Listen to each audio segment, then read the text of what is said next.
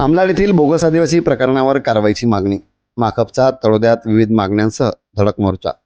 आमलाड येथील कथित बोगस आदिवासी व्यक्तीचे ग्रामपंचायत सदस्यत्व व उपसरपंच पद तात्काळ रद्द करावे, अन्यथा 15 दिवसानंतर बेमुदत रस्ता रोको आंदोलन करण्यात येईल, असा इशारा कम्युनिस्ट पक्ष, मार्क्सवादी व आदिवासी अधिकार राष्ट्रीय मंचाने दिला आहे. या प्रमुख मागणीसह शुक्रवारी उपविभागीय अधिकारी कार्यालयावर धडक मोर्चा काढून विविध मागण्यांची निवेदन सादर करण्यात आले.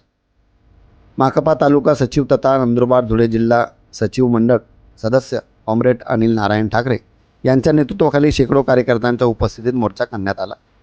निवेदनात अनुसूचित जमाती प्रमाणपत्र पडताळणी समिती नंदुरबार यांनी कोडी यांचे जात वैधता प्रमाणपत्र रद्द करण्याचे आदेश दिल्यानंतरही कारवाई झालेली नसल्याचा आरोप करण्यात आला. याशिवाय आदिवासींच्या जमिनी मूळ मालकांना परत देणे, गायरान व वनजमिनी कसणाऱ्यांचे नावे करणे, वन अधिकार कायद्यांची अंमलबजावणी, वृद्ध पेन्शन आवास योजनेचे थकीत हप्ते, रोजगार हमी निधी, धनपूर येथील वीज प्रश्न तसेच पेसा मोबिलायझर पद कायम ठेवण्याच्या मागण्याही करण्यात आल्या.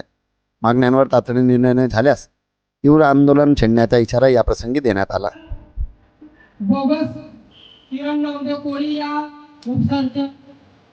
मी अनिल नारायण ठाकरे, मार्क्सवादी कम्युनिस्ट पक्षाचा तालुका सचिव. आज आम्ही या ठिकाणी प्रांत कार्यालयावर धडक मोर्चा घेऊन आलेलो आहोत. त्याच्यातील सगळ्यात प्रमुख मागणी म्हणजे तळोदा तालुक्यातील आमलाड गावामध्ये श्रीगण नामदेव टोळी या बोगस आदिवासी व्यक्तीने गेल्या 15 वर्षापासून एसटी लाठीला घेऊन सदस्य सरपंच निवडून आलेला आहे. त्याच्या विरोधात आम्ही मागील 3 वर्षापासून जात वैधता प्रमाणपत्र समितीकडे वारंवार पाठपुरावे व सगळी प्रोसेस करून अंतिमतः त्या ठिकाणी त्यांनी त्याचे जात प्रमाणपत्र जप्त करून जो काही जात पडताळणीचा अर्ज होता तो अवैध ठरवण्यात आलेला आहे आणि त्याच्यावर ताबडतोब कारवाई झाली पाहिजे म्हणून प्रांत साहेबांना त्यांनी त्या बाबतीचा आदेश पाठवला होता. परंतु प्रांत साहेबांनी आणि जिल्हाधिकारी मॅडमांनी सुद्धा आम्ही 2-3 वेळा भेट करूनही त्याच्यावर कुठलीच कारवाई केलेली नसल्यामुळे आज आम्ही या ठिकाणी मोर्चा घेऊन आलेलो आहोत.